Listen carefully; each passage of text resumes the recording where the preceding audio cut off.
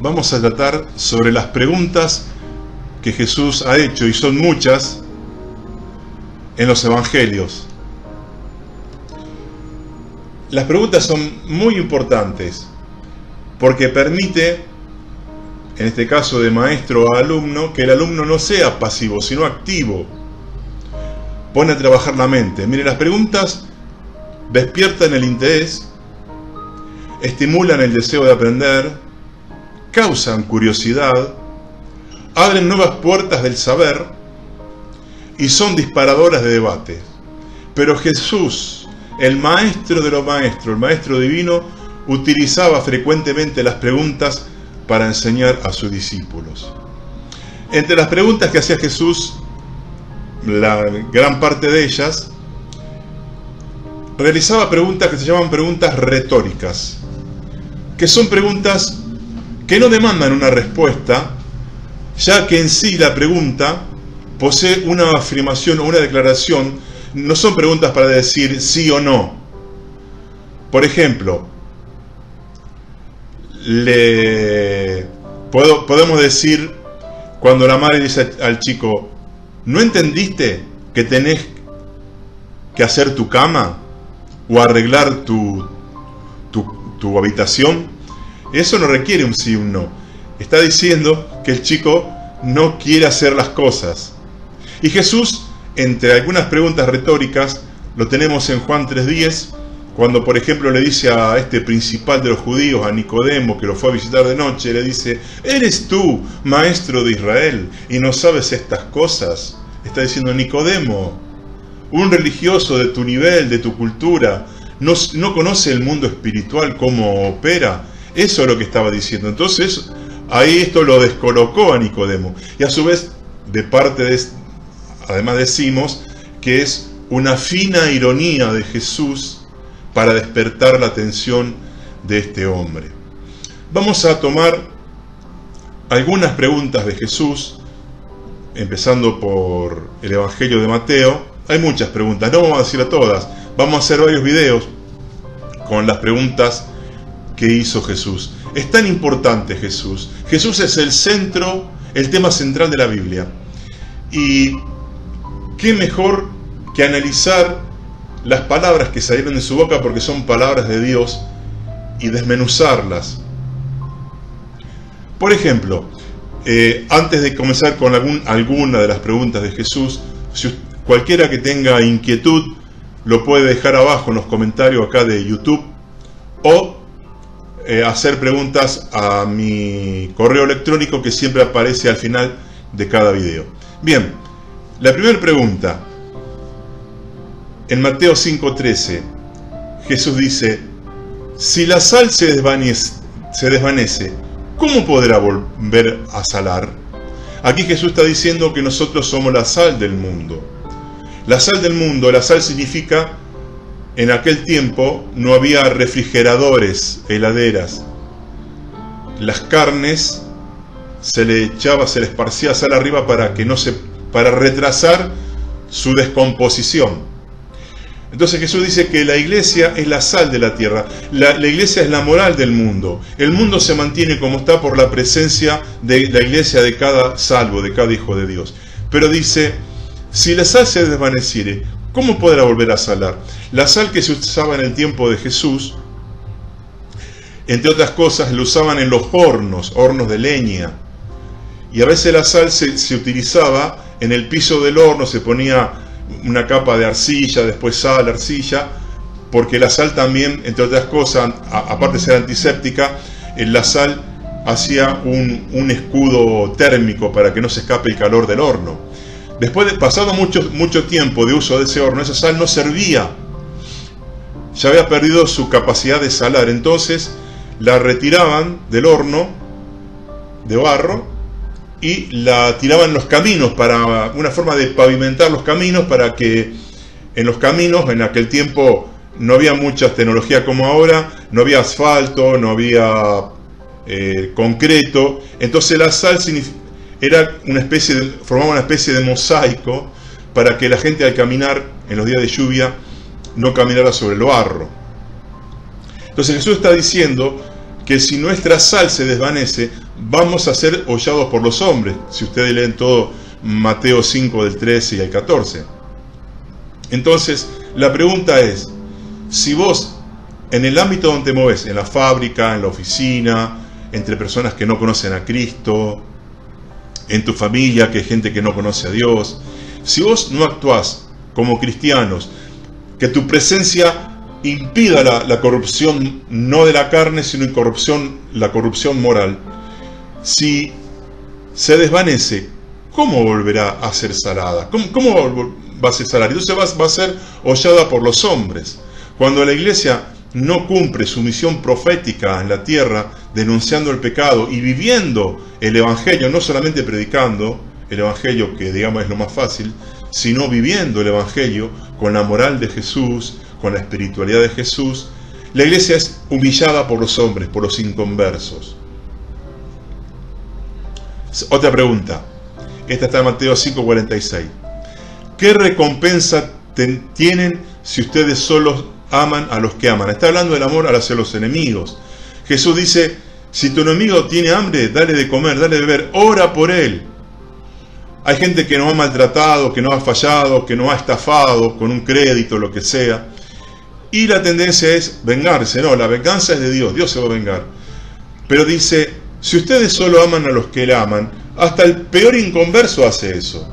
Todo el mundo es bueno con el que es bueno, generalmente, y quiere al que hace cosas buenas. Pero ustedes tienen que tener una moral superior de hacer bien aún a aquellos que te insultaron, te pegaron, como hizo Jesús en la cruz. Estaba en la cruz y dice, Padre, perdona porque esto no saben lo que están haciendo. Se dice que devolver bien por bien es humano.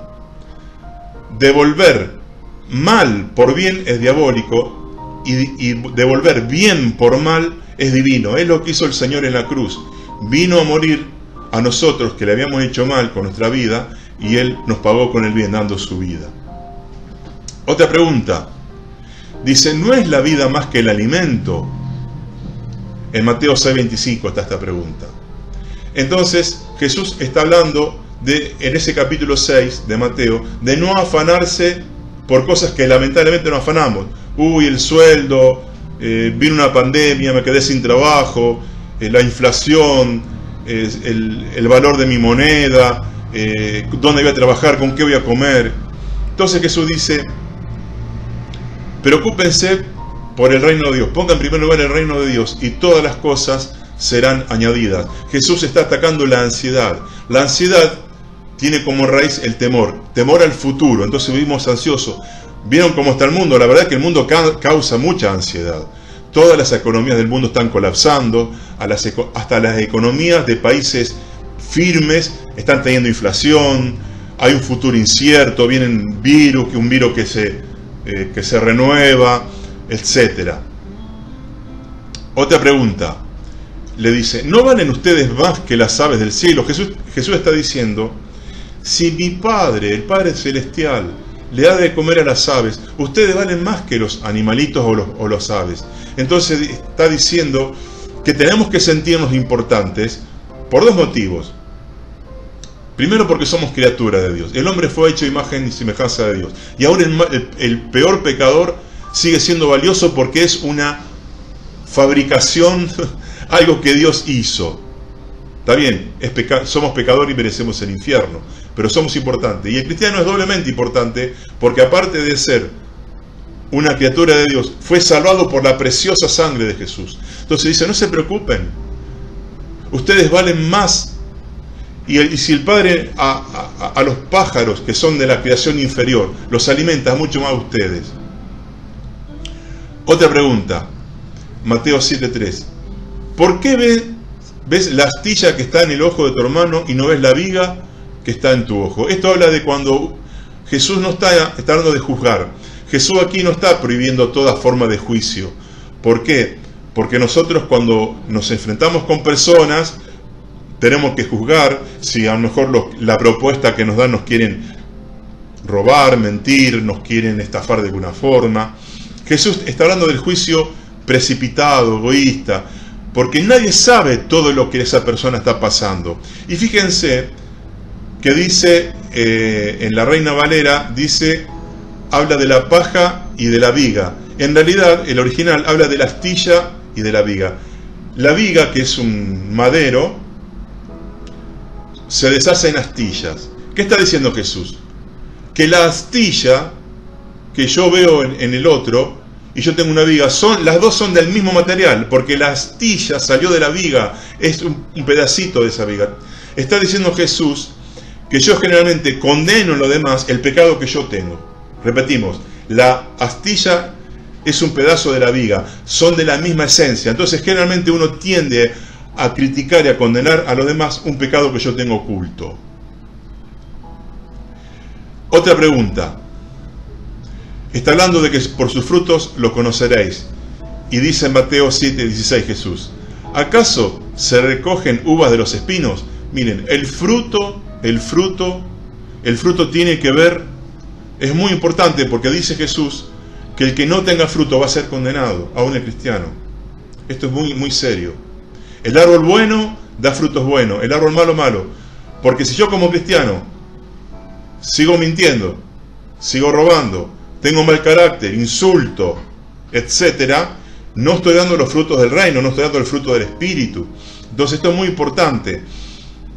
El árbol se conoce por sus frutos. Yo puedo ir a todas las reuniones, puedo ser el mejor predicador, puedo conocer la Biblia, pero si tengo un mal testimonio con los que me rodean porque soy iracundo, trato mal a los vecinos, no sé, soy mal empleado, robo en el trabajo, en la fábrica, soy mal empleado, mal obrero, no estoy teniendo el fruto del reino. Y esto es una advertencia muy, muy importante. Porque en Juan 15 dice que todo pámpano que no lleva fruto va a ser cortado, recogido y echado en el fuego. Y después, en Mateo 8:26, vemos la frase, una de las frases más repetidas en la Biblia. Dice, no tengan miedo. Dice, ¿por qué temen, hombre de poca fe? ¿Por qué tienen miedo? No temas es el mandamiento más repetido en la Biblia. Alguien lo contó y está 365 veces o 366, están por ahí. Es decir, tenemos un no temas para cada día del año, 365 días. Y Jesús, cuando los discípulos estaban en la tormenta con él ahí, dice, ¿por qué? Dice, es como si Jesús está diciendo, ¿hasta cuándo le tengo que decir que si están conmigo, les va a ir bien, yo los voy a proteger? ¿Cuántas veces dudamos? Y hablando de los temas ahora de la pandemia, de este virus que va mutando, y los conflictos económicos, y estamos pasando en guerras y rumores de guerra. Ahí en el Medio Oriente siempre hay tensión. No teman por su vida. Dios es nuestro Padre todopoderoso es Dios. Otra pregunta de Jesús, cuando le dice a los ciegos, ¿creen que puedo hacer esto? ¿Creen que puedo sanarlos? ¿Tenés un problema? ¿Crees? Jesús con esta pregunta está tratando de desarrollar la fe de nosotros. ¿Vieron cómo el temor, la incredulidad, la angustia se apoderan tanto de nosotros? Miren, en este mundo que vivimos, como dicen los psicólogos, es una sociedad ansiógena, que produce ansiedad. Porque hoy tenemos guerra en todos los frentes, en lo personal, en nuestra familia, con nuestro cónyuge, con nuestros hijos, con los vecinos, en el trabajo, con los compañeros, etc. Todo genera temor, ansiedad. ¿Tú crees que Jesús te puede sacar del lío donde estás metido? ¿Creemos realmente que Jesús nos puede sacar? En un momento Jesús estaba dando un discurso y dice que su madre y sus hermanos, o sus hermanastros, los otros hijos que tuvo María, querían orar con él. Y él dijo, ¿quiénes son mi madre y mis hermanos? Y dijo, todo aquel que hace la voluntad de Dios es mi hermana, mi padre, mi madre, todo. Entonces Jesús estaba diciendo que la obediencia a Él es lo principal. Miren, nada reemplaza la obediencia. Yo puedo ser hombre de ayuno, de fe, de ir a todos los cultos, de predicar. Pero si no obedezco al Señor, estoy caminando en un camino muy peligroso. Y esta es la pregunta del millón. Está en Mateo 16:13. ¿Quién soy yo para ustedes? Y algunos decían Elías, otro esto, el otro. Y Pedro dice, tú eres el Cristo, el Hijo de Dios viviente. ¿Saben por qué está la pregunta del millón? Porque de acuerdo a lo que respondemos a esta pregunta es lo que somos y depende de nuestro destino eterno. Si Jesús no es mi Salvador, mi Señor, estoy del lado del gobierno del diablo y si me muero me voy al infierno. Por eso está la pregunta del millón. ¿Quién es Jesús para ustedes? Algunos dicen, fue un gran maestro. Sí, no, pero yo pienso bien de Jesús. Realmente fue un hombre importante. Pero me entregué a Jesús. Jesús comenzó a gobernar mi vida. Yo dejé de autogobernarme y darle el gobierno a Él. Bueno, esta es la pregunta del millón. Repito. Depende de lo que Jesús sea para mí, lo que me va a pasar cuando llegue la eternidad. O el castigo del infierno o la gloria del cielo. Bien, por ahora vamos a dejar aquí, hay muchas más preguntas, pero ya saben, pueden ustedes con toda libertad preguntar cualquier tema sobre la vida cristiana y la Biblia y vamos a tratar de responderla.